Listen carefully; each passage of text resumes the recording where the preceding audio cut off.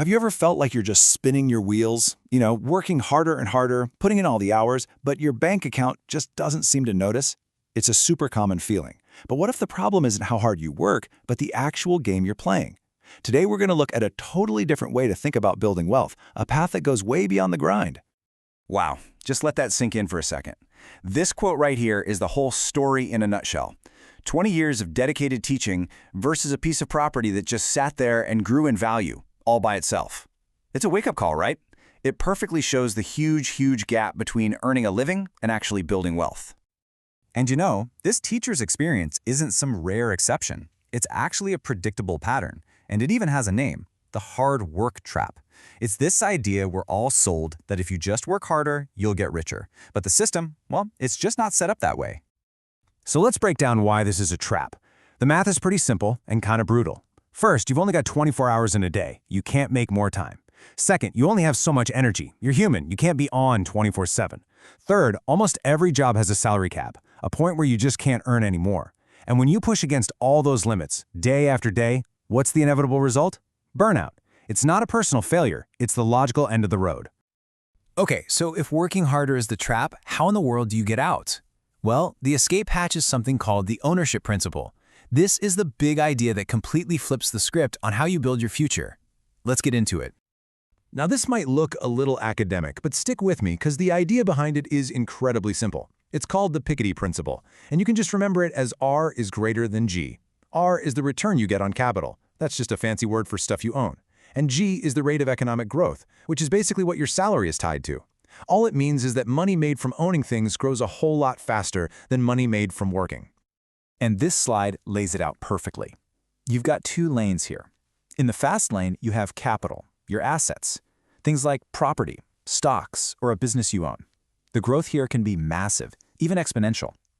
And in the other lane, you have labor. That's you, selling your time for a salary or freelancing. That growth is slow, it's steady, and it eventually hits a wall because you're always trading your limited time for money. So, if you remember one thing, let it be this. It's the simplest way to put it. Money makes money faster than work makes money. When you own assets, your money is out there working for you, around the clock. But when you only have a job, you're the one who has to do all the work. All right, so this whole ownership thing sounds great in theory, but what are we actually talking about? What is an asset? Let's make this real and talk about what this stuff actually looks like. Here are some of the big ones. You've got real estate, obviously, like that property we talked about. Then there's stocks or index funds, which is basically owning tiny slices of big companies. Now, this third one is a game changer for so many people today, digital products. We're talking online courses, design templates, ebooks, things you build once that can keep selling over and over again. And finally, businesses that you own. But wait, this is a super important distinction we have to make. Owning a business is not the same as being a freelancer. A true business asset is a system that makes money without you having to be there every second. Think about it. A freelance web designer gets paid per project. But a web designer who creates a course on web design has built an asset. Freelancing is often just a job with more freedom where you're still trading hours for dollars. Real ownership is about building something that works for you. So getting this isn't just about changing your investment strategy. Honestly, it requires a much bigger change, a fundamental shift in how you think about work, about your value, and about your time. It all starts with changing the question you ask yourself every day. For years, probably your whole life, this has been the default question, right? How do I work harder? We're taught that the answer to not having enough money is to grind more, to hustle, to just put in more hours. But we've already seen where that road leads. This is the new question. This is the game changer. It shifts your entire focus away from just pure effort and towards leverage. Instead of thinking about trading your time, you start thinking about building systems. It's all about finding or creating things that make money whether you're at your desk, on vacation, or even sleeping. This one question is the key. So when you make that mental shift, where does it take you?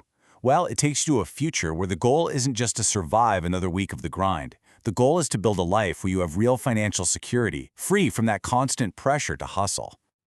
And look at this. This is a real, tangible mission. It's not some far-off dream, it's a plan with a deadline. By focusing on building these little income streams from assets, the author is creating a concrete escape plan from the hard work trap. It makes this whole idea feel totally achievable, doesn't it? And if you've ever felt that the traditional 9-to-5 world just wasn't designed for you, you're not alone.